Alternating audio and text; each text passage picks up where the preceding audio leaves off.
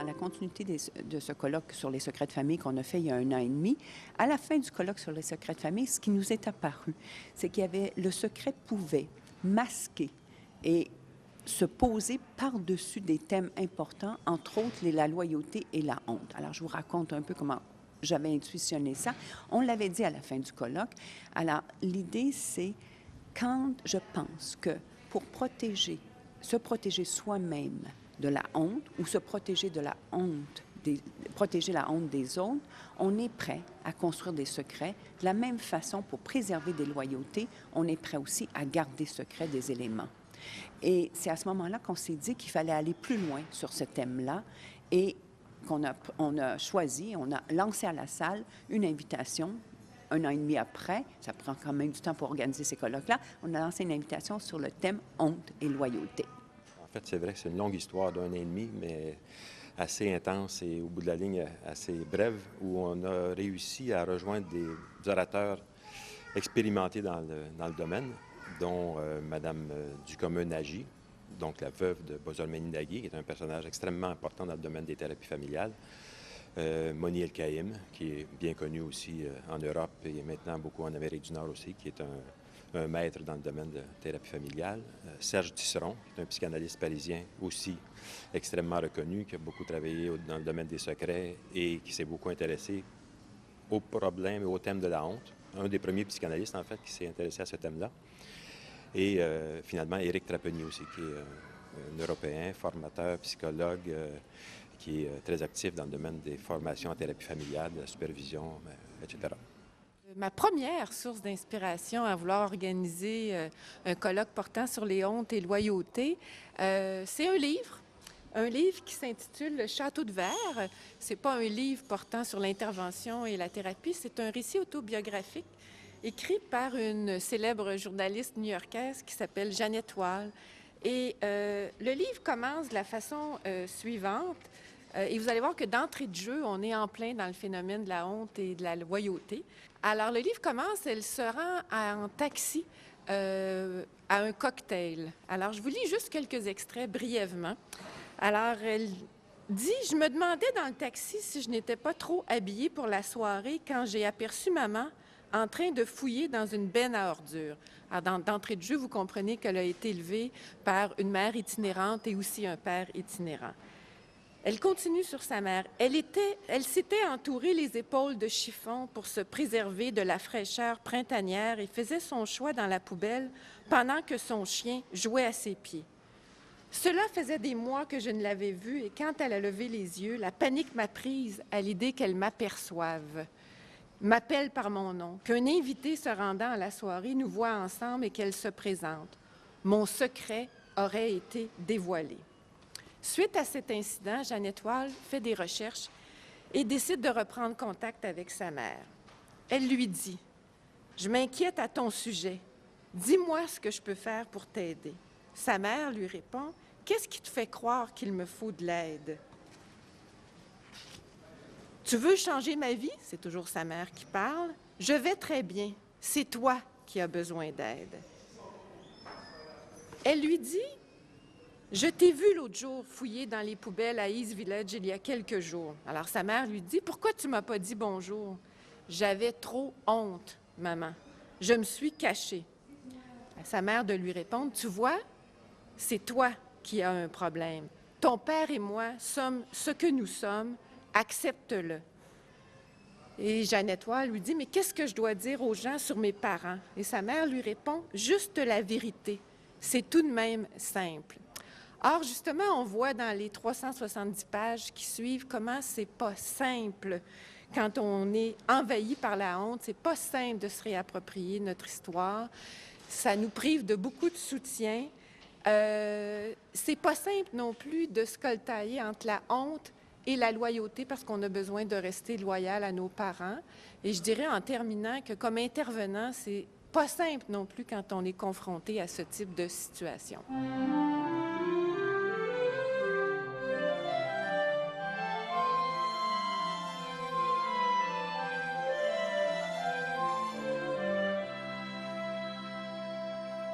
d'abord pour rappeler le titre de ma présentation, qui était Loyauté familiale, mythe et réalité.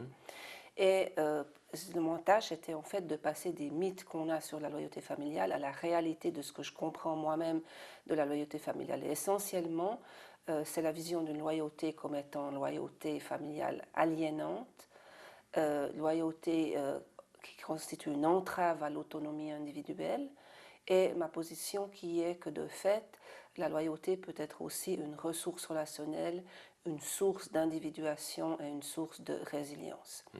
Et que cette vision nouvelle de la loyauté n'est pas tout à fait facile à comprendre, et elle est liée à la définition de ce qu'on appelle la réalité relationnelle. Toute la discussion de la loyauté familiale est issue du monde de la thérapie contextuelle. Et donc, dans sa définition première, la loyauté, il y a deux types de loyauté. C'est la loyauté en tant que fidélité aux traditions. On pourrait traduire ça en termes de loyalisme. Et il y a la loyauté qui est basée, ce qu'on pourrait dire, sur le mérite, c'est-à-dire qu'elle est une forme de redevance par rapport à des gens qui se sont engagés vis-à-vis de soi-même. Donc ça veut dire que, par exemple, la loyauté familiale, elle démarre d'abord par l'engagement des parents à élever leurs enfants, donc on pourrait dire la loyauté des parents envers leurs enfants, et ensuite, elle en résulte à une redevance des enfants et à une attente de ce qu'ils fassent passer les intérêts des parents avant ceux des autres. Dans la loyauté, elle a toujours un aspect triangulaire qui est celui de faire passer les intérêts de ceux qui nous ont aidés avant ceux des autres gens, de la personne qui nous a aidés avant la personne qui nous a moins aidés. Alors toute la question, c'est de savoir si la redevance en tant que telle est aliénante, est-ce qu'elle est handicapante, et encore une fois, on peut imaginer un monde où on renonce à la redevance, on se dit libre de redevance, mais à ce moment-là, on passe à un monde qui est un monde de l'exploitation réciproque, un monde de la méfiance. Si on ne peut pas compter sur l'acceptation de cette responsabilité, sur l'acceptation de redevance, on est dans un monde du je prends, tu prends. Et là, avec la loyauté, on entre dans un monde de la confiance. Je t'aide, tu m'aides, je t'aide. Et donc, dans ce sens-là, la loyauté devient une source de résilience puisqu'elle est une ressource relationnelle. Alors, au sens de l'individuation, il y a aussi la même question, c'est que dans cette vision de la thérapie contextuelle, l'autonomie de la personne est vécue, est comprise comme relationnelle, c'est-à-dire un petit peu comme le rapport figure-fond. Il faut un fond pour que la figure émerge. Donc, il y a une dépendance de la figure envers le fond qui n'est pas une dépendance pathologique, mais qui est une dépendance fondamentale, inhérente à cette définition du soi. Et à partir de là, la loyauté en tant que lien permet justement d'entrer en relation avec des gens et qui nous permet donc d'avoir ces gens qui entrent dans un monde où nous pouvons nous situer par rapport à eux, alors que si nous n'avions plus du tout ce type de relation, nous serons dans un monde où nous n'avons plus rien face à quoi rebondir pour asseoir notre autonomie. Donc ça, c'était l'essentiel de ce message, qui a été fait sur la base de présentation d'abord de la théorie, un petit peu de la théorie contextuelle. Et puis ensuite, je suis passée à des applications plus cliniques, c'est-à-dire aux manifestations cliniques de la loyauté. Dans les manifestations cliniques, il y a toute une question de savoir justement si la loyauté est toujours visible ou invisible. Alors nous savons que la loyauté reste invisible tant qu'il n'y a pas de choix à faire. L'exemple que j'ai pris, c'est l'exemple des élections. Tant que nous n'avons pas à choisir un parti ou un candidat, on ne peut pas voir à quel parti ou candidat on se montre loyal. Et c'est qu'à partir du moment où il y a un choix qu'on peut établir à quel pôle de ce choix on se montre loyal. Donc la loyauté est toujours triangulaire, elle est aussi toujours invisible à moins d'un choix possible. Par contre, il y a un type de loyauté invisible qui est à ce moment-là d'ordre, on pourrait dire, qui fait partie du domaine à ce moment-là de la clinique.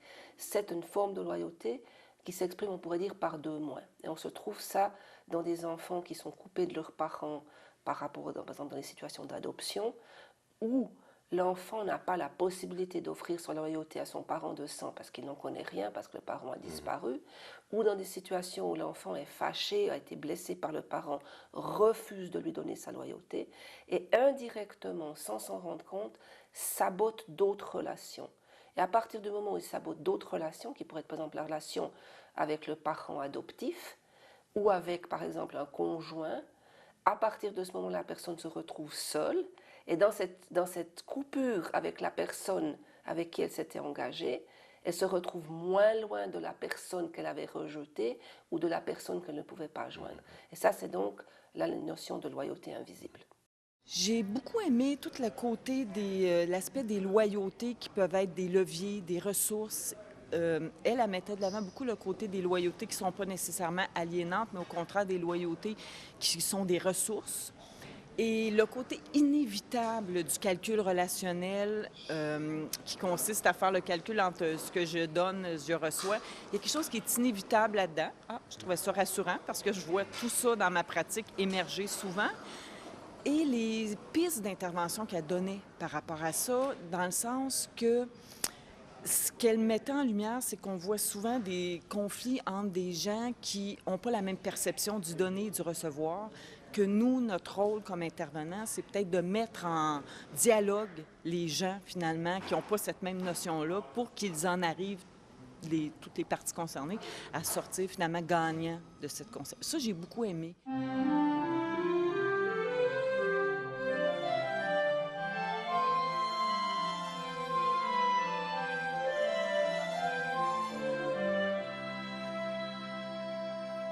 Mon intervention, c'était autour d'une famille simulée sur la question des loyautés.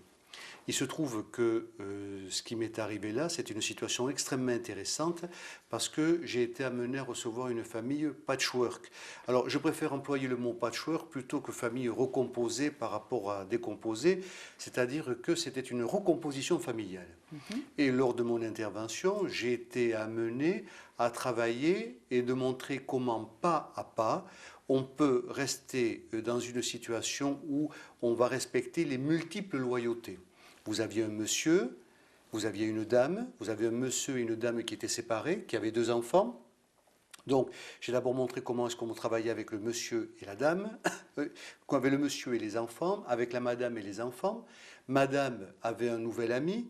J'ai montré comment est-ce que, à la fois, je voulais respecter le nouveau lien qu'elle avait avec son ami et à la fois protéger les enfants dans une situation où on va distinguer la conjugalité et la parentalité. Donc, si vous voulez, j'étais confronté à des loyautés multiples à multiples niveaux et j'ai montré, et j'ai essayé de montrer, à mon sens, comment je faisais pour distinguer cet enchevêtrement, c'est-à-dire respecter les loyautés de chacun, pour que dans un second temps, elles se remettent ensemble de façon moins aliénante, de façon plus libérante. Tout à fait. Et je m'imagine bien que vous avez dû expliciter votre cadre de travail en ce sens-là. Vous avez été amené à travailler à montrer dans quel cadre vous interveniez. Alors j'ai été amené effectivement, et ça d'ailleurs ça a été très important pour moi parce que c'est comme si je me retrouvais dans mon cabinet privé devant une assemblée, parce qu'il y avait énormément de monde à ce colloque, devant une assemblée, et alors là effectivement j'étais surpris parce que je n'y suis pas vraiment habitué. Parce que travailler avec des familles patchwork, c'est beaucoup plus long que travailler avec une famille qu'on appelle traditionnelle. Pourquoi ? Parce que vous ne pouvez plus recevoir les gens ensemble puisqu'ils ne vivent plus ensemble. Donc si on veut respecter leur cadre de vie, ça prend beaucoup plus de temps. Le père, les enfants, la mère, les enfants, le nouveau couple sans les enfants. Et alors ça multiplie les interventions, mais ça a quelque chose d'extrêmement important, ça respecte les loyautés de chacun dans la situation dans laquelle il se trouve. Et ça aide les enfants d'ailleurs à se libérer complètement d'un certain nombre de situations dans lesquelles ils sont prises. Tout à fait. Il me semble que ça a dû être intéressant pour les intervenants puisque ce sont des situations qu'ils rencontrent au quotidien dans leur pratique. Ben, ça, je crois que c'est l'évolution du champ systémique, l'évolution des thérapies familiales. On ne peut plus travailler en 2011, à l'heure d'aujourd'hui, comme, disons, on travaillait dans les années 80-90, parce que la société évolue et nous sommes obligés d'évoluer avec la société. Donc tout en gardant des fondements qui sont importants dans notre domaine, on est obligé de les adapter à des nouvelles formes de travail, des nouvelles parentalités, nouvelles formes de parentalité. Peut-être vous pouvez nous dire quelques mots sur votre conception de la loyauté? Ma conception de la loyauté, je veux dire que ma conception de la loyauté, vous me surprenez par votre question, mais c'est intéressant. Je suis quelqu'un, donc vous avez la fidélité. La fidélité, ça fait appel à la foi. C'est-à-dire que si je suis un fidèle, je ne me pose pas la question, puisqu'au fond, il y a la religion et je suis fidèle. La loyauté, de mon point de vue, ça fait appel à la loi. C'est-à-dire que, au fond, c'est dans une logique de réciprocité et c'est dans une logique aussi où, très fréquemment, on est agi par des éléments sans qu'on s'en rende compte. Donc pour moi, le fait de pouvoir travailler sur ces loyautés avec, disons, les couples, les familles que je rencontre, permet à chacun d'entre eux de pouvoir, disons, d'une part les identifier et d'autre part y obéir ou ne pas y obéir, mais de façon, je dirais, libre et responsable.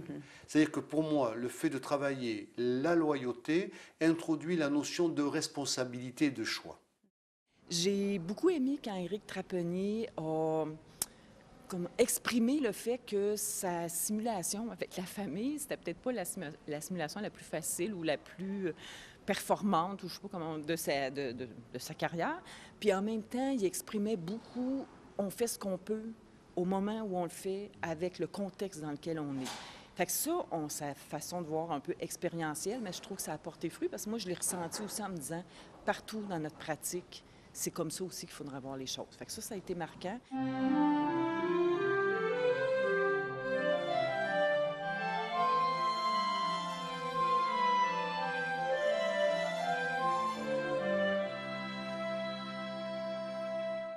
La honte est un problème dont on commence à parler, mais dont on ne parle pas encore suffisamment. Il y a d'excellentes raisons de parler de la honte, et la première raison, c'est que toute honte tue est potentiellement une source de traumatisme supplémentaire pour les générations suivantes.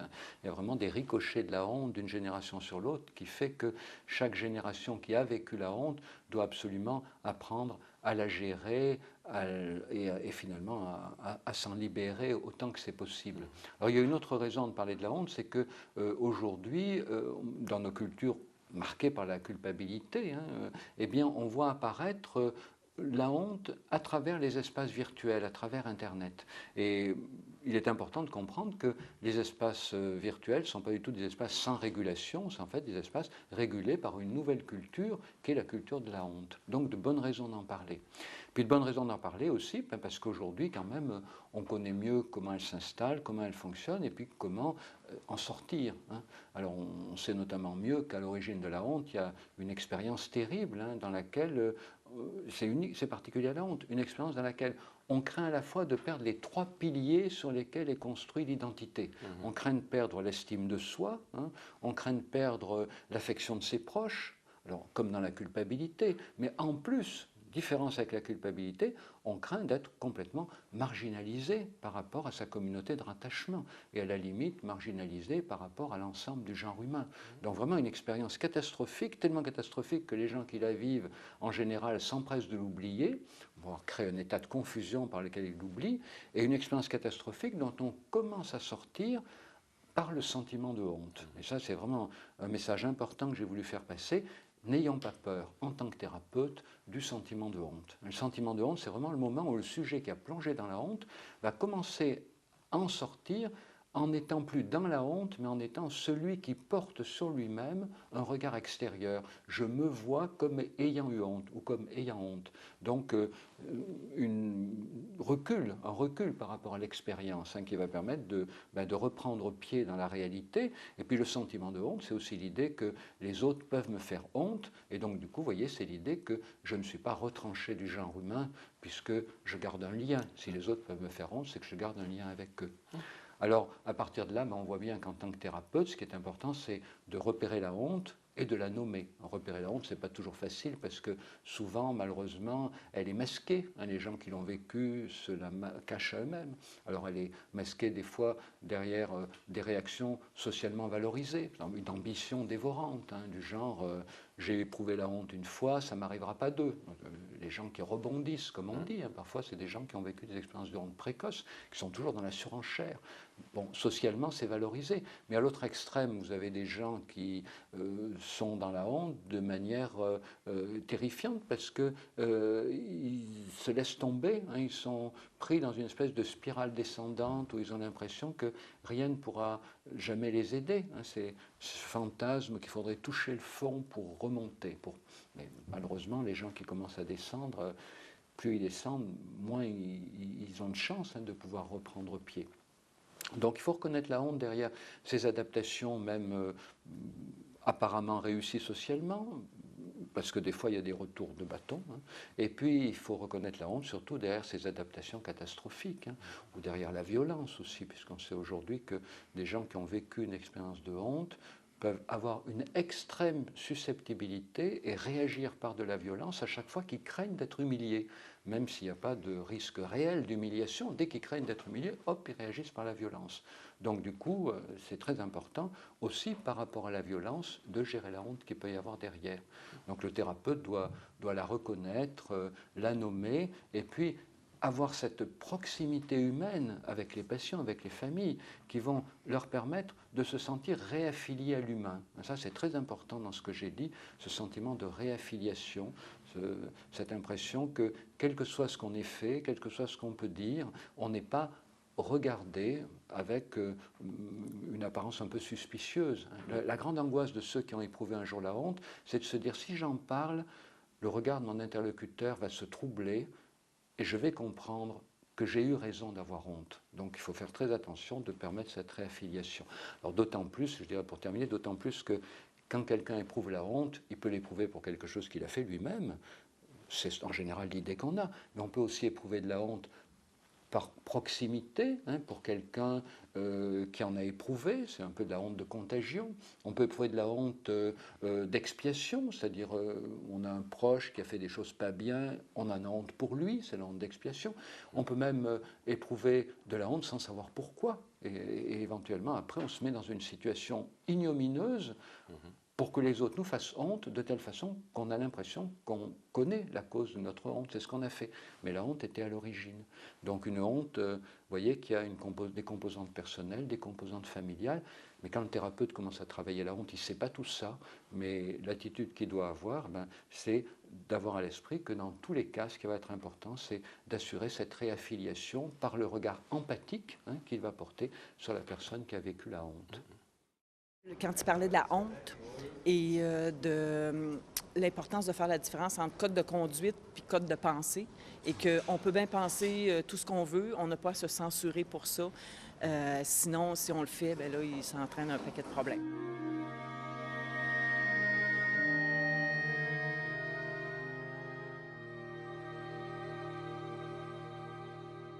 Voilà, on est heureux de se revoir après ce colloque.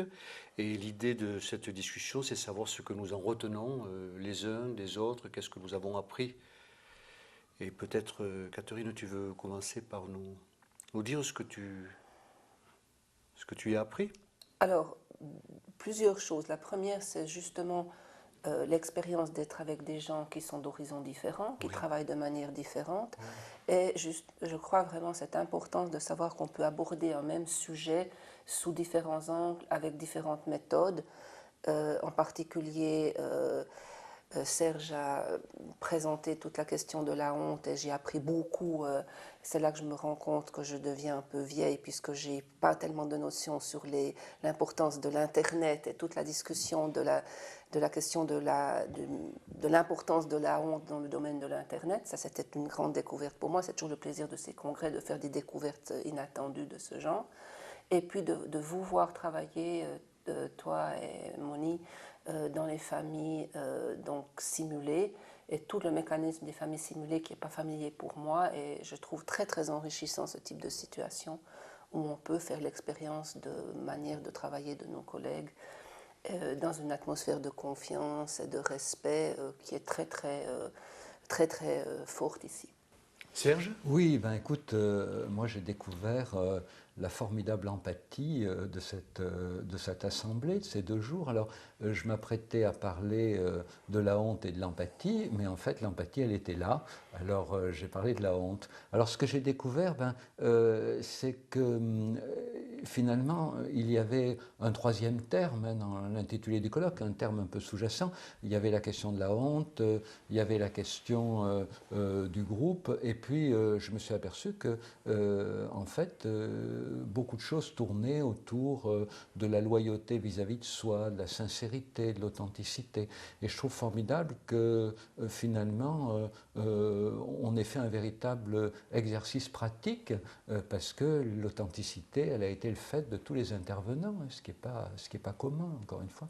Alors moi, ce que j'ai appris aussi, ce que j'ai découvert, c'est l'utilité des simulations. Je dois dire que les simulations, jusque-là, j'avais un certain scepticisme, et je me suis tout d'un coup aperçu que c'était une formidable manière de transmettre, parce que c'est vrai que moi, dans mon travail, je n'utilise pas de vitre sans teint ou de caméra. Quand je raconte des séances, ça fait un peu morceau choisi, vignette clinique, il n'y a pas tellement de continuité, puis je raconte bien ce que je veux, hein, finalement, donc les gens peuvent se dire que j'ai un peu enjolivé pour la circonstance. Et là, j'ai découvert que la simulation, c'est un formidable moyen de transmettre. Alors, je vais peut-être devenir un adepte de la simulation. Ce qui est une... Oui, oui. Donc, on va trouver à la fin de ces journées 2 nouveaux convertis aux simulations, puisque voilà. j'ai fait la même expérience. Aussi, voilà. Oui, pour ma part, alors j'étais très intéressé parce qu'en fait, je suis, je ne sais pas comment ça se passe pour vous. Pour moi, je suis assez isolé dans ma pratique. En fait, je passe mes journées à travailler ou à former des étudiants. Et là, je me suis retrouvé dans une situation où j'étais comme un étudiant qui, par exemple, j'ai écouté aussi avec beaucoup de plaisir Serge, c'est-à-dire tu es intéressé par un domaine qui m'intéresse, mais d'une autre façon, les technologies, la distinction entre la culpabilité et l'écrit, et la honte, et c'est toutes des notions comme ça qui me sont venues m'éclairer et qui redonnent un sens particulier aux choses que je vois au quotidien.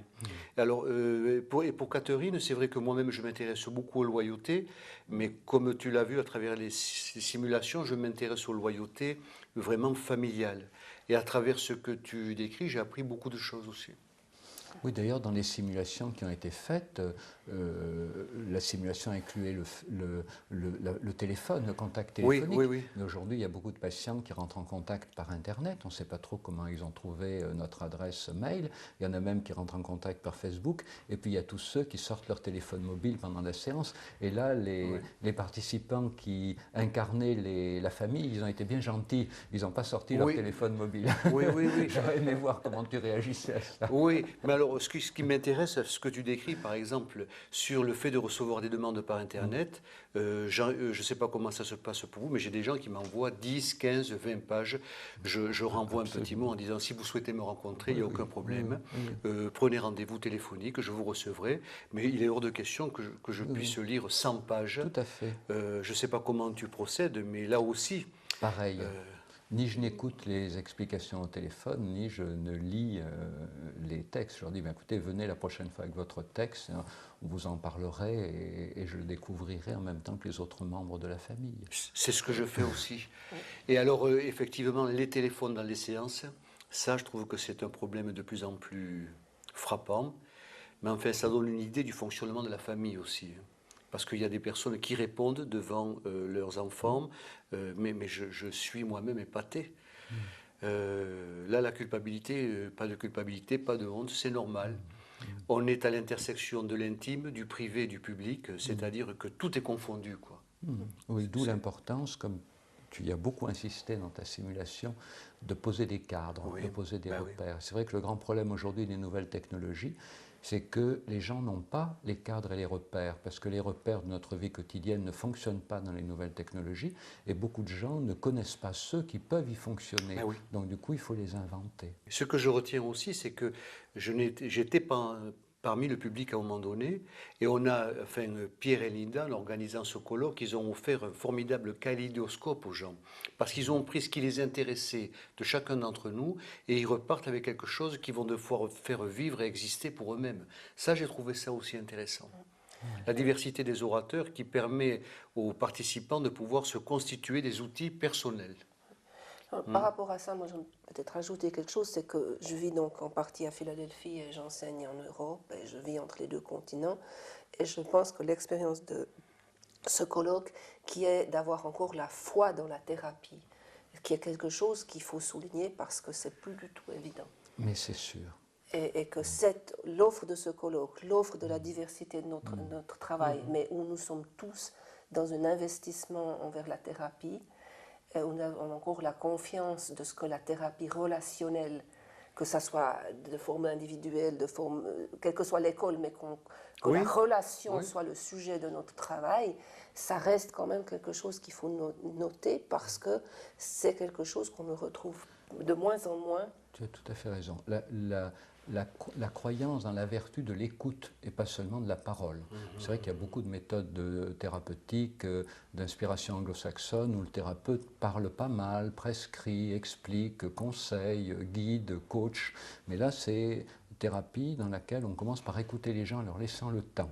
Et ça, je crois en effet qu'on se retrouvait bien sur l'importance, tous les quatre, de laisser le temps aux familles de construire leur propre histoire, d'élaborer leur défense, d'imaginer leurs propres repères, de prendre le temps de se raconter d'éventuels secrets de famille. Mais en tout cas, la vertu de l'écoute et pas seulement la vertu de la prise de parole du thérapeute. Parce qu'aujourd'hui, quand on évoque Freud, c'est malheureusement souvent pour dire, eh ben oui, c'est la vertu de la parole, mais c'est souvent, trop souvent malheureusement, les vertus supposées de la parole du thérapeute. Alors que moi, je suis plutôt un adepte des vertus de la parole des patients et des usagers. Ben, c'est sûr. Je suis absolument d'accord. C'est-à-dire que, par exemple, dans la simulation que j'ai faite, ce qui m'a frappé, c'est quand les gens me disent on vient pour des solutions. Mais c'est quoi le problème? C'est-à-dire que ça sous-estime complètement. Enfin, ce que tu relèves, d'ailleurs, c'est qu'une question peut en cacher une autre, qui elle-même en cache une autre. C'est-à-dire, je ne suis pas prêt, en ce qui me concerne, à répondre à une question où les gens me disent on vient pour des solutions. Mon premier problème, c'est quoi, disons, qui vous amène? C'est quoi que vous n'arrivez pas à résoudre? Et c'est une situation intéressante que de se confronter à ce cadre précisément, où le cadre, c'est, de mon point de vue, le thérapeute qui doit le poser. Et c'est difficile.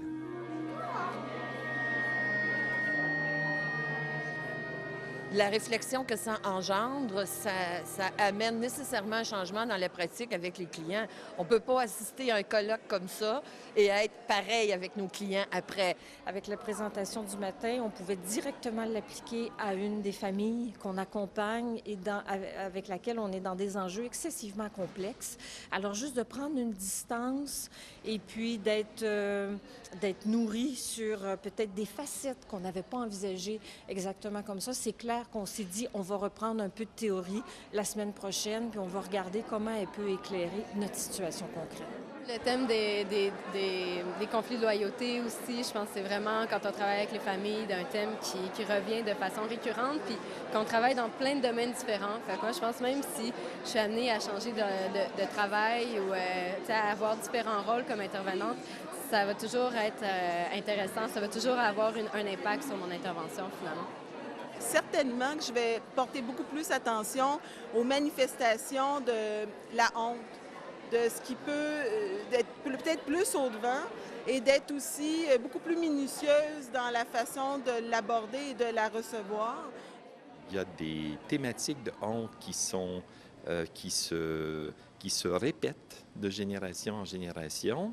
Il y a des individus, il y a des membres d'une famille qui sont porteurs d'une honte qui n'est pas la leur. Alors, j'ai trouvé une très grande pertinence à cette thématique-là et ça me rend encore plus sensible à la communication non verbale dans la famille. C'est-à-dire que je vois la honte comme quelque chose qui est très ancré au niveau de la réactivité physiologique de l'individu et ça me donne des matériaux d'une très grande richesse.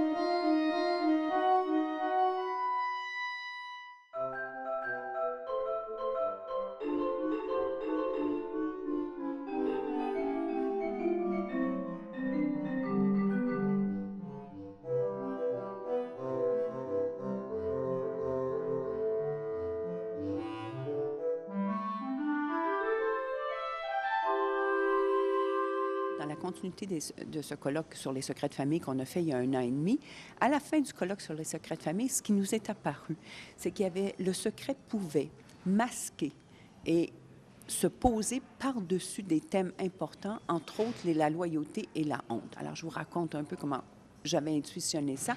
On l'avait dit à la fin du colloque.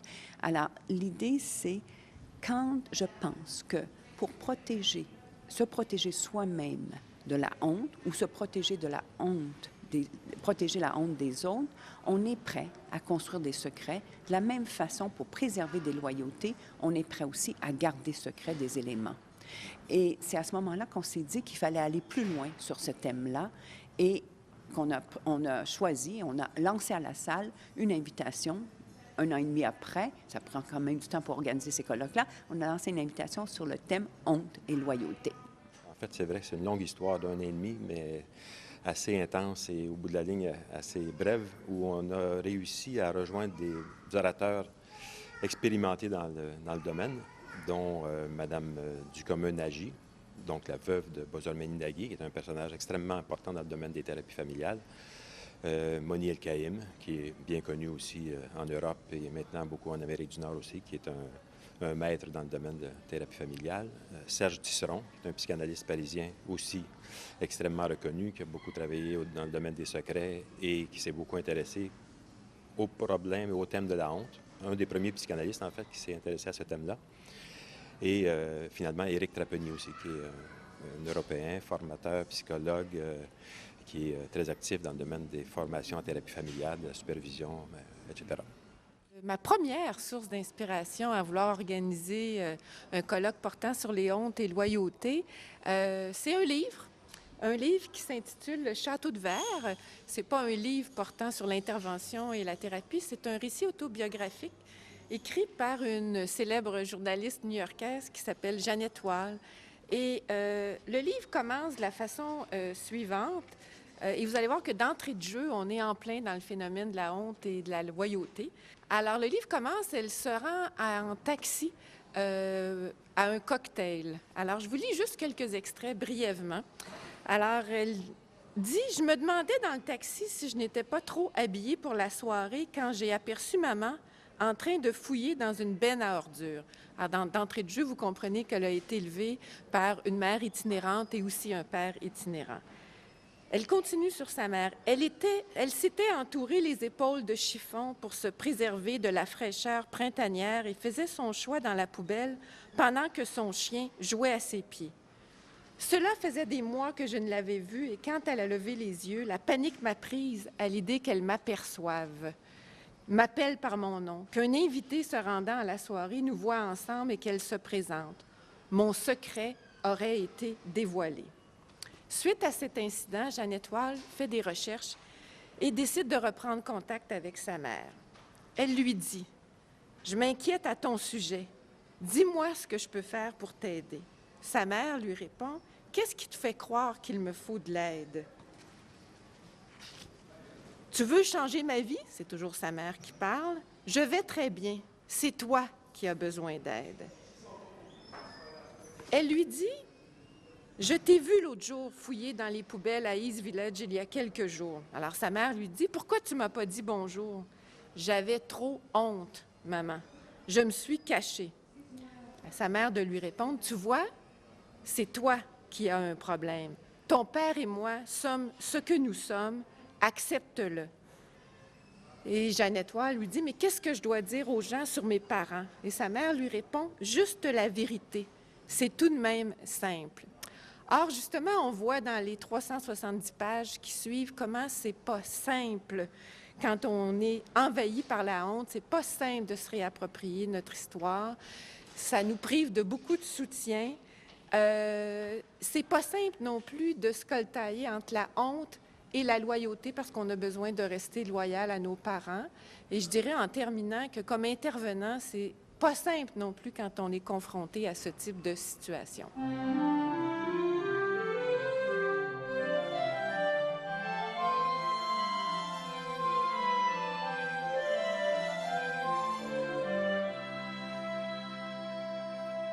d'abord pour rappeler le titre de ma présentation qui était Loyauté familiale, mythe et réalité.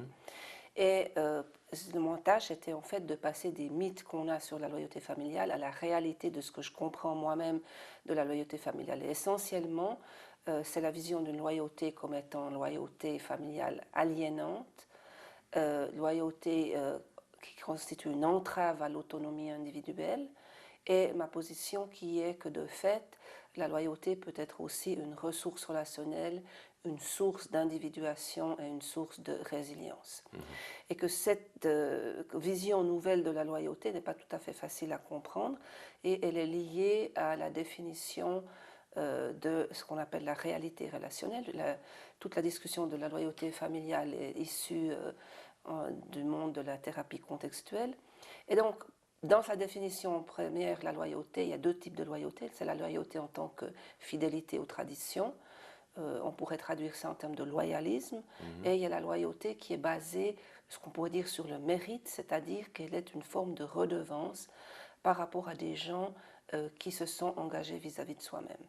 Donc ça veut dire que, par exemple, la loyauté familiale, elle démarre d'abord par l'engagement des parents à élever leurs enfants, donc on pourrait dire la loyauté des parents envers leurs enfants, et ensuite, elle en résulte à une redevance des enfants et à une attente de ce qu'ils fassent passer les intérêts des parents avant ceux des autres. Dans la loyauté, elle a toujours un aspect triangulaire qui est celui de faire passer les intérêts de ceux qui nous ont aidés avant ceux des autres gens, de la personne qui nous a aidés avant la personne qui nous a moins aidés. Alors toute la question, c'est de savoir si la redevance en tant que telle est aliénante, est-ce qu'elle est handicapante, et encore une fois, on peut imaginer un monde où on renonce à la redevance, on se dit libre de redevance, mais à ce moment-là, on passe à un monde qui est un monde de l'exploitation réciproque, un monde de la méfiance. Si on ne peut pas compter sur l'acceptation de cette responsabilité, sur l'acceptation de redevance, on est dans un monde du je prends, tu prends. Et là, avec la loyauté, on entre dans un monde de la confiance. Je t'aide, tu m'aides, je t'aide. Et donc, dans ce sens-là, la loyauté devient une source de résilience puisqu'elle est une ressource relationnelle.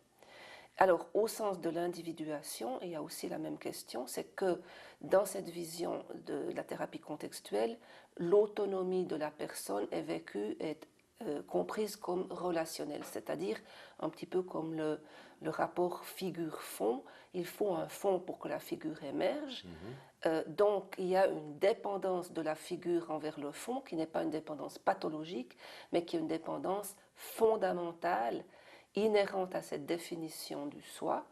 Et à partir de là, la loyauté en tant que lien permet justement d'entrer en relation avec des gens et qui nous permet donc d'avoir ces gens qui entrent dans un monde où nous pouvons nous situer par rapport à eux, alors que si nous n'avions plus du tout ces types de relations, nous serons dans un monde où nous n'avons plus rien face à quoi rebondir pour asseoir notre autonomie.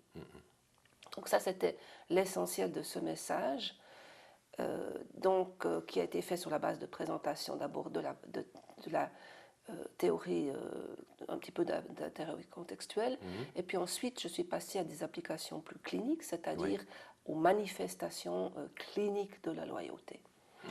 Dans les manifestations cliniques, il y a toute une question de savoir justement si la loyauté est toujours visible ou invisible. Alors nous savons que la loyauté reste invisible tant qu'il n'y a pas de choix à faire. L'exemple que j'ai pris, c'est l'exemple des élections. Tant que nous n'avons pas à choisir un parti ou un candidat, on ne peut pas voir à quel parti ou candidat on se montre loyal. Et c'est qu'à partir du moment où il y a un choix qu'on peut établir à quel pôle de ce choix on se montre loyal. Donc la loyauté est toujours triangulaire, elle est toujours invisible à moins d'un choix possible. Par contre, il y a un type de loyauté invisible qui à ce moment-là d'ordre, on pourrait dire, qui fait partie du domaine à ce moment-là de la clinique. C'est une forme de loyauté qui s'exprime, on pourrait dire, par deux moyens. Et on se trouve ça dans des enfants qui sont coupés de leurs parents par rapport, par exemple, dans des situations d'adoption, où l'enfant n'a pas la possibilité d'offrir sa loyauté à son parent de sang parce qu'il n'en connaît rien, parce que le parent a disparu, ou dans des situations où l'enfant est fâché, a été blessé par le parent, refuse de lui donner sa loyauté, et indirectement, sans s'en rendre compte, sabote d'autres relations. Et à partir du moment où il sabote d'autres relations, qui pourraient être par exemple la relation avec le parent adoptif, ou avec par exemple un conjoint, à partir de ce moment, la personne se retrouve seule. Et dans cette coupure avec la personne avec qui elle s'était engagée, elle se retrouve moins loin de la personne qu'elle avait rejetée ou de la personne qu'elle ne pouvait pas joindre. Et ça, c'est donc la notion de loyauté invisible. J'ai beaucoup aimé tout le côté l'aspect des loyautés qui peuvent être des leviers, des ressources. Elle mettait de l'avant beaucoup le côté des loyautés qui ne sont pas nécessairement aliénantes, mais au contraire des loyautés qui sont des ressources. Et le côté inévitable du calcul relationnel qui consiste à faire le calcul entre ce que je donne, ce que je reçois, il y a quelque chose qui est inévitable là-dedans. Je trouvais ça rassurant parce que je vois tout ça dans ma pratique émerger souvent.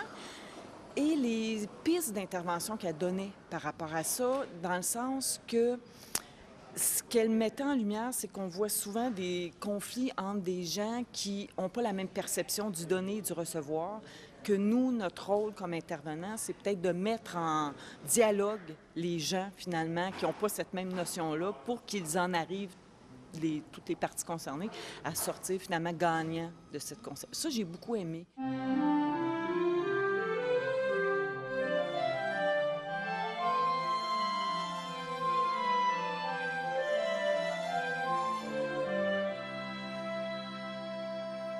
Mon intervention, c'était autour d'une famille simulée sur la question des loyautés. Il se trouve que ce qui m'est arrivé là, c'est une situation extrêmement intéressante parce que j'ai été amené à recevoir une famille patchwork. Alors, je préfère employer le mot patchwork plutôt que famille recomposée par rapport à décomposée, c'est-à-dire que c'était une recomposition familiale. Et lors de mon intervention, j'ai été amené à travailler et de montrer comment, pas à pas, on peut rester dans une situation où on va respecter les multiples loyautés. Vous aviez un monsieur, vous aviez une dame, vous avez un monsieur et une dame qui étaient séparés, qui avaient 2 enfants. Donc, j'ai d'abord montré comment est-ce qu'on travaillait avec le monsieur et la dame, avec le monsieur et les enfants, avec la madame et les enfants. Madame avait un nouvel ami. J'ai montré comment est-ce que, à la fois, je voulais respecter le nouveau lien qu'elle avait avec son ami et à la fois protéger les enfants dans une situation où on va distinguer la conjugalité et la parentalité. Donc, si vous voulez, j'étais confronté à des loyautés multiples à multiples niveaux et j'ai montré, et j'ai essayé de montrer, à mon sens, comment je faisais pour distinguer cet enchevêtrement, c'est-à-dire respecter les loyautés de chacun, pour que dans un second temps, elles se remettent ensemble de façon moins aliénante, de façon plus libérante. Tout à fait. Et je m'imagine bien que vous avez dû expliciter votre cadre de travail en ce sens-là. Vous avez été amené à travailler, à montrer dans quel cadre vous interveniez. Alors j'ai été amené effectivement, et ça d'ailleurs ça a été très important pour moi parce que c'est comme si je me retrouvais dans mon cabinet privé devant une assemblée, parce qu'il y avait énormément de monde à ce colloque, devant une assemblée, et alors là effectivement j'étais surpris parce que je n'y suis pas vraiment habitué, parce que travailler avec des familles patchwork c'est beaucoup plus long que travailler avec une famille qu'on appelle traditionnelle. Pourquoi ? Parce que vous ne pouvez plus recevoir les gens ensemble puisqu'ils ne vivent plus ensemble. Donc si on veut respecter leur cadre de vie, ça prend beaucoup plus de temps. Le père, les enfants, la mère, les enfants, le nouveau couple sans les enfants. Et alors ça multiplie les interventions, mais ça a quelque chose d'extrêmement important, ça respecte les loyautés de chacun dans la situation dans laquelle il se trouve. Et ça aide les enfants, d'ailleurs, à se libérer complètement d'un certain nombre de situations dans lesquelles ils sont prises. Tout à fait. Il me semble que ça a dû être intéressant pour les intervenants, puisque ce sont des situations qu'ils rencontrent au quotidien dans leur pratique. Ben, ça, je crois que c'est l'évolution du champ systémique, l'évolution des thérapies familiales. On ne peut plus travailler en 2011, à l'heure d'aujourd'hui, comme, disons, on travaillait dans les années 80-90, parce que la société évolue et nous sommes obligés d'évoluer avec la société. Donc tout en gardant des fondements qui sont importants dans notre domaine, on est obligé de les adapter à des nouvelles formes de travail, des nouvelles parentalités, nouvelles formes de parentalité. Peut-être vous pouvez nous dire quelques mots sur votre conception de la loyauté? Ma conception de la loyauté, je veux dire que ma conception de la loyauté, vous me surprenez par votre question, mais c'est intéressant. Je suis quelqu'un, donc vous avez la fidélité. La fidélité, ça fait appel à la foi. C'est-à-dire que si je suis un fidèle, je ne me pose pas la question, puisqu'au fond, il y a la religion et je suis fidèle. La loyauté, de mon point de vue, ça fait appel à la loi. C'est-à-dire que, au fond, c'est dans une logique de réciprocité et c'est dans une logique aussi où, très fréquemment, on est agi par des éléments sans qu'on s'en rende compte. Donc pour moi, le fait de pouvoir travailler sur ces loyautés avec, disons, les couples, les familles que je rencontre, permet à chacun d'entre eux de pouvoir, disons, d'une part les identifier et d'autre part y obéir ou ne pas y obéir, mais de façon, je dirais, libre et responsable. C'est-à-dire que pour moi, le fait de travailler la loyauté introduit la notion de responsabilité et de choix. J'ai beaucoup aimé quand Éric Trapenier a exprimé le fait que sa simulation avec la famille, c'était peut-être pas la simulation la plus facile ou la plus performante, ou je sais pas comment, de sa carrière. Puis en même temps, il exprimait beaucoup, on fait ce qu'on peut au moment où on le fait avec le contexte dans lequel on est. Fait que ça, sa façon de voir un peu expérientielle, mais je trouve que ça a porté fruit parce que moi, je l'ai ressenti aussi en me disant, partout dans notre pratique, c'est comme ça aussi qu'il faudrait voir les choses. Fait que ça a été marquant.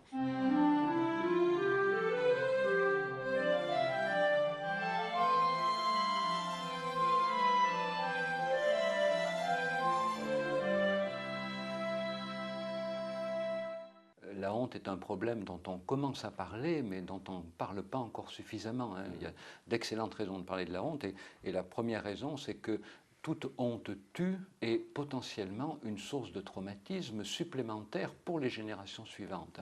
Il y a vraiment des ricochets de la honte d'une génération sur l'autre qui fait que chaque génération qui a vécu la honte doit absolument apprendre à la gérer et finalement à s'en libérer autant que c'est possible. Alors il y a une autre raison de parler de la honte, c'est que aujourd'hui, dans nos cultures marquées par la culpabilité, eh bien on voit apparaître la honte à travers les espaces virtuels, à travers Internet. Et il est important de comprendre que les espaces virtuels ne sont pas du tout des espaces sans régulation, c'est en fait des espaces régulés par une nouvelle culture qui est la culture de la honte. Donc de bonnes raisons d'en parler. Puis de bonnes raisons d'en parler aussi, parce qu'aujourd'hui quand même, on connaît mieux comment elle s'installe, comment elle fonctionne, et puis comment en sortir. Alors on sait notamment mieux qu'à l'origine de la honte, il y a une expérience terrible dans laquelle c'est particulier à la honte, une expérience dans laquelle on craint à la fois de perdre les trois piliers sur lesquels est construite l'identité. On craint de perdre l'estime de soi, on craint de perdre l'affection de ses proches, alors, comme dans la culpabilité, mais en plus, différence avec la culpabilité, on craint d'être complètement marginalisé par rapport à sa communauté de rattachement et à la limite marginalisé par rapport à l'ensemble du genre humain. Donc vraiment une expérience catastrophique, tellement catastrophique que les gens qui la vivent en général s'empressent de l'oublier, voire créent un état de confusion par lequel ils l'oublient, et une expérience catastrophique dont on commence à sortir par le sentiment de honte. Et ça, c'est vraiment un message important que j'ai voulu faire passer. N'ayons pas peur, en tant que thérapeute, du sentiment de honte. Le sentiment de honte, c'est vraiment le moment où le sujet qui a plongé dans la honte va commencer à en sortir en n'étant plus dans la honte, mais en étant celui qui porte sur lui-même un regard extérieur. Je me vois comme ayant eu honte ou comme ayant honte. Donc un recul par rapport à l'expérience qui va permettre de reprendre pied dans la réalité. Et puis le sentiment de honte, c'est aussi l'idée que les autres peuvent me faire honte. Et donc du coup, vous voyez, c'est l'idée que je ne suis pas retranché du genre humain puisque je garde un lien. Si les autres peuvent me faire honte, c'est que je garde un lien avec eux. Alors, à partir de là, on voit bien qu'en tant que thérapeute, ce qui est important, c'est de repérer la honte et de la nommer. Repérer la honte, ce n'est pas toujours facile parce que souvent, malheureusement, elle est masquée. Les gens qui l'ont vécue se la cachent à eux-mêmes. Alors, elle est masquée des fois derrière des réactions socialement valorisées, une ambition dévorante, du genre j'ai éprouvé la honte une fois, ça ne m'arrivera pas deux. Les gens qui rebondissent, comme on dit, hein, parfois c'est des gens qui ont vécu des expériences de honte précoces, qui sont toujours dans la surenchère. Bon, socialement, c'est valorisé. Mais à l'autre extrême, vous avez des gens qui sont dans la honte de manière terrifiante parce qu'ils se laissent tomber. Hein, ils sont pris dans une espèce de spirale descendante où ils ont l'impression que rien ne pourra jamais les aider. Hein, c'est ce fantasme qu'il faudrait toucher le fond pour remonter. Mais malheureusement, les gens qui commencent à descendre, plus ils descendent, moins ils ont de chance de pouvoir reprendre pied. Donc il faut reconnaître la honte derrière ces adaptations, même apparemment réussies socialement, parce que des fois il y a des retours de bâton. Hein. Et puis il faut reconnaître la honte surtout derrière ces adaptations catastrophiques, hein, ou derrière la violence aussi, puisqu'on sait aujourd'hui que des gens qui ont vécu une expérience de honte peuvent avoir une extrême susceptibilité et réagir par de la violence à chaque fois qu'ils craignent d'être humiliés. Même s'il n'y a pas de risque réel d'humiliation, dès qu'ils craignent d'être humiliés, hop, ils réagissent par la violence. Donc du coup, c'est très important aussi par rapport à la violence de gérer la honte qu'il peut y avoir derrière. Donc le thérapeute doit la reconnaître, la nommer, et puis avoir cette proximité humaine avec les patients, avec les familles, qui vont leur permettre de se sentir réaffiliés à l'humain. Ça, c'est très important dans ce que j'ai dit, ce sentiment de réaffiliation, cette impression que, quel que soit ce qu'on ait fait, quel que soit ce qu'on peut dire, on n'est pas regardé avec une apparence un peu suspicieuse. La grande angoisse de ceux qui ont éprouvé un jour la honte, c'est de se dire, si j'en parle, le regard de mon interlocuteur va se troubler, et je vais comprendre que j'ai eu raison d'avoir honte. Donc il faut faire très attention de permettre cette réaffiliation. Alors d'autant plus, je dirais pour terminer, d'autant plus que quand quelqu'un éprouve la honte, il peut l'éprouver pour quelque chose qu'il a fait lui-même. C'est en général l'idée qu'on a. Mais on peut aussi éprouver de la honte par proximité, hein, pour quelqu'un qui en a éprouvé, c'est un peu de la honte de contagion. On peut éprouver de la honte d'expiation, c'est-à-dire on a un proche qui a fait des choses pas bien, on en a honte pour lui, c'est la honte d'expiation. On peut même éprouver de la honte sans savoir pourquoi. Et éventuellement, après, on se met dans une situation ignominieuse pour que les autres nous fassent honte de telle façon qu'on a l'impression qu'on connaît la cause de notre honte. C'est ce qu'on a fait. Mais la honte était à l'origine. Donc une honte, vous voyez qu'il y a des composantes personnelles, des composantes familiales. Mais quand le thérapeute commence à travailler la honte, il ne sait pas tout ça. Mais l'attitude qu'il doit avoir, c'est d'avoir à l'esprit que dans tous les cas, ce qui va être important, c'est d'assurer cette réaffiliation par le regard empathique, hein, qu'il va porter sur la personne qui a vécu la honte.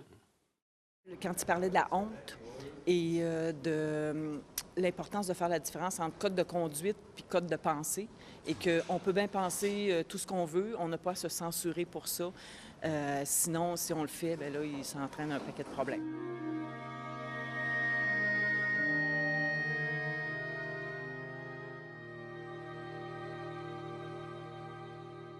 Voilà, on est heureux de se revoir après ce colloque. Et l'idée de cette discussion, c'est savoir ce que nous en retenons les uns des autres, qu'est-ce que nous avons appris. Et peut-être, Catherine, tu veux commencer par nous dire ce que tu as appris? Alors, plusieurs choses. La première, c'est justement l'expérience d'être avec des gens qui sont d'horizons différents, qui travaillent de manière différente. Et je crois vraiment cette importance de savoir qu'on peut aborder un même sujet sous différents angles, avec différentes méthodes. En particulier, Serge a présenté toute la question de la honte et j'ai appris beaucoup. C'est là que je me rends compte que je deviens un peu vieille puisque je n'ai pas tellement de notions sur l'importance de l'Internet et toute la discussion de la question de l'importance de la honte dans le domaine de l'Internet. Ça, c'était une grande découverte pour moi. C'est toujours le plaisir de ces congrès de faire des découvertes inattendues de ce genre. Et puis de vous voir travailler, toi et Moni, dans les familles donc simulées, et tout le mécanisme des familles simulées qui n'est pas familier pour moi, et je trouve très très enrichissant ce type de situation où on peut faire l'expérience de manière de travailler de nos collègues dans une atmosphère de confiance et de respect qui est très très forte ici. Serge? Oui, ben écoute, moi j'ai découvert la formidable empathie de cette assemblée, de ces 2 jours. Alors, je m'apprêtais à parler de la honte et de l'empathie, mais en fait, l'empathie, elle était là. Alors, j'ai parlé de la honte. Alors, ce que j'ai découvert, c'est que finalement, il y avait un 3e terme dans l'intitulé du colloque, un terme un peu sous-jacent. Il y avait la question de la honte, il y avait la question du groupe, et puis je me suis aperçu que, en fait, beaucoup de choses tournaient autour de la loyauté vis-à-vis de soi, de la sincérité, de l'authenticité. Et je trouve formidable que finalement, on ait fait un véritable exercice pratique, parce que l'authenticité, elle a été le fait de tous les intervenants, ce qui est pas commun, encore une fois.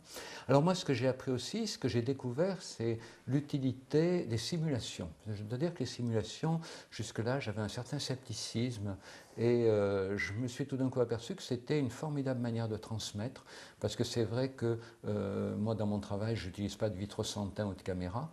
Quand je raconte des séances, ça fait un peu morceau choisi, vignette clinique, il n'y a pas tellement de continuité, puis je raconte bien ce que je veux, hein, finalement, donc les gens peuvent se dire que j'ai un peu enjolivé pour la circonstance. Et là, j'ai découvert que la simulation, c'est un formidable moyen de transmettre. Alors, je vais peut-être devenir un adepte de la simulation. Ce qui est une... Oui, oui. Donc, on va trouver à la fin de ces journées 2 nouveaux convertis aux simulations, puisque voilà. j'ai fait la même expérience. Aussi, voilà. Oui, pour ma part, alors j'étais très intéressé parce qu'en fait, je suis, je ne sais pas comment ça se passe pour vous, pour moi, je suis assez isolé dans ma pratique. En fait, je passe mes journées à travailler ou à former des étudiants. Et là, je me suis retrouvé dans une situation où j'étais comme un étudiant qui, par exemple, j'ai écouté aussi avec beaucoup de plaisir Serge, c'est-à-dire tu es intéressé par un domaine qui m'intéresse, mais d'une autre façon, les technologies, la distinction entre la culpabilité et l'écrit, et la honte, et c'est toutes des notions comme ça qui me sont venues m'éclairer et qui redonnent un sens particulier aux choses que je vois au quotidien. Alors, pour Catherine, c'est vrai que moi-même, je m'intéresse beaucoup aux loyautés, mais comme tu l'as vu à travers les simulations, je m'intéresse aux loyautés vraiment familiales. Et à travers ce que tu décris, j'ai appris beaucoup de choses aussi. Oui, d'ailleurs, dans les simulations qui ont été faites, la simulation incluait le téléphone, le contact téléphonique. Oui. Mais aujourd'hui, il y a beaucoup de patients qui rentrent en contact par Internet. On ne sait pas trop comment ils ont trouvé notre adresse mail. Il y en a même qui rentrent en contact par Facebook. Et puis, il y a tous ceux qui sortent leur téléphone mobile pendant la séance. Et là, les participants qui incarnaient la famille, ils ont été bien gentils. Ils n'ont pas sorti leur téléphone mobile. Oui. J'aurais aimé voir comment tu réagissais à ça. Oui, mais alors, ce qui m'intéresse, ce que tu décris, par exemple, sur le fait de recevoir des demandes par Internet, je ne sais pas comment ça se passe pour vous, mais j'ai des gens qui m'envoient 10, 15, 20 pages. Je renvoie un petit mot en disant, si vous souhaitez me rencontrer, il n'y a aucun problème. Prenez rendez-vous téléphonique, je vous recevrai. Mais il est hors de question que je puisse lire 100 pages. Tout à fait. Je ne sais pas comment tu procèdes, mais là aussi... Pareil. Ni je n'écoute les explications au téléphone, ni je ne lis les textes. Je leur dis, écoutez, venez la prochaine fois avec votre texte, on vous en parlerait et je le découvrirai en même temps que les autres membres de la famille. C'est ce que je fais aussi. Et alors, effectivement, les téléphones dans les séances, ça, je trouve que c'est un problème de plus en plus frappant. Mais enfin, ça donne une idée du fonctionnement de la famille aussi. Parce qu'il y a des personnes qui répondent devant leurs enfants, mais je suis moi-même épaté. Là, la culpabilité, pas de culpabilité, pas de honte, c'est normal. On est à l'intersection de l'intime, du privé et du public, c'est-à-dire que tout est confondu, quoi. Oui, d'où l'importance, comme tu y as beaucoup insisté dans ta simulation, de poser des cadres, de poser des repères. C'est vrai que le grand problème aujourd'hui des nouvelles technologies, c'est que les gens n'ont pas les cadres et les repères, parce que les repères de notre vie quotidienne ne fonctionnent pas dans les nouvelles technologies, et beaucoup de gens ne connaissent pas ceux qui peuvent y fonctionner. Donc du coup, il faut les inventer. Ce que je retiens aussi, c'est que j'étais parmi le public à un moment donné. Et on a, enfin, Pierre et Linda, en organisant ce colloque, ils ont offert un formidable kaléidoscope aux gens. Parce qu'ils ont pris ce qui les intéressait de chacun d'entre nous et ils repartent avec quelque chose qu'ils vont devoir faire vivre et exister pour eux-mêmes. Ça, j'ai trouvé ça aussi intéressant. La diversité des orateurs qui permet aux participants de pouvoir se constituer des outils personnels.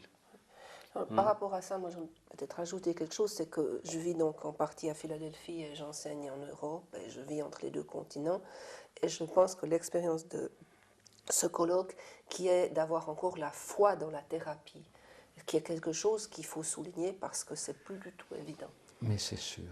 Et que l'offre de ce colloque, l'offre de la diversité de notre travail, mais où nous sommes tous dans un investissement envers la thérapie, on a encore la confiance de ce que la thérapie relationnelle, que ça soit de forme individuelle, de forme, quelle que soit l'école, mais que la relation soit le sujet de notre travail, ça reste quand même quelque chose qu'il faut noter parce que c'est quelque chose qu'on ne retrouve de moins en moins. Tu as tout à fait raison.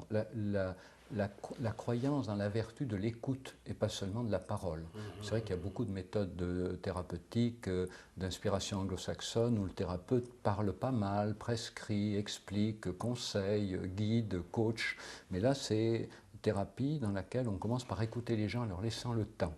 Et ça, je crois en effet qu'on se retrouvait bien sur l'importance, tous les quatre, de laisser le temps aux familles de construire leur propre histoire, d'élaborer leur défense, d'imaginer leurs propres repères, de prendre le temps de se raconter d'éventuels secrets de famille. Mais en tout cas, la vertu de l'écoute et pas seulement la vertu de la prise de parole du thérapeute. Parce qu'aujourd'hui, quand on évoque Freud, c'est malheureusement souvent pour dire, eh ben oui, c'est la vertu de la parole, mais c'est trop souvent malheureusement les vertus supposées de la parole du thérapeute, alors que moi je suis plutôt un adepte des vertus de la parole des patients et des usagers. Ben, c'est sûr. Je suis absolument d'accord. C'est-à-dire que, par exemple, dans la simulation que j'ai faite, ce qui m'a frappé, c'est quand les gens me disent « on vient pour des solutions ». Mais c'est quoi le problème? C'est-à-dire que ça sous-estime complètement. Enfin, ce que tu relèves, d'ailleurs, c'est qu'une question peut en cacher une autre, qui elle-même en cache une autre. C'est-à-dire, je ne suis pas prêt, en ce qui me concerne, à répondre à une question où les gens me disent « on vient pour des solutions ». Mon premier problème, c'est quoi, disons, qui vous amène? C'est quoi que vous n'arrivez pas à résoudre? Et c'est une situation intéressante que de se confronter à ce cadre précisément, où le cadre, c'est, de mon point de vue, le thérapeute qui doit le poser. Et c'est difficile.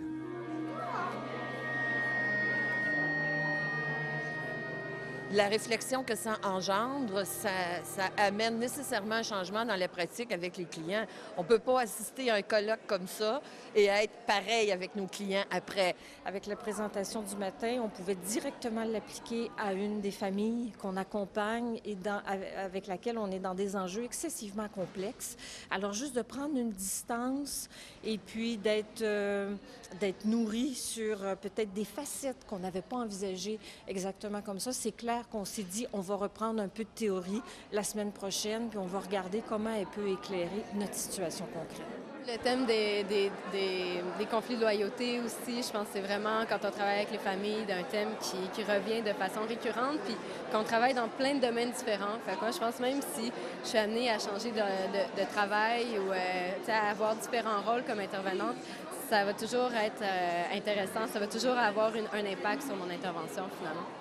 Certainement que je vais porter beaucoup plus attention aux manifestations de la honte, de ce qui peut être peut-être plus au-devant et d'être aussi beaucoup plus minutieuse dans la façon de l'aborder et de la recevoir. Il y a des thématiques de honte qui se répètent de génération en génération.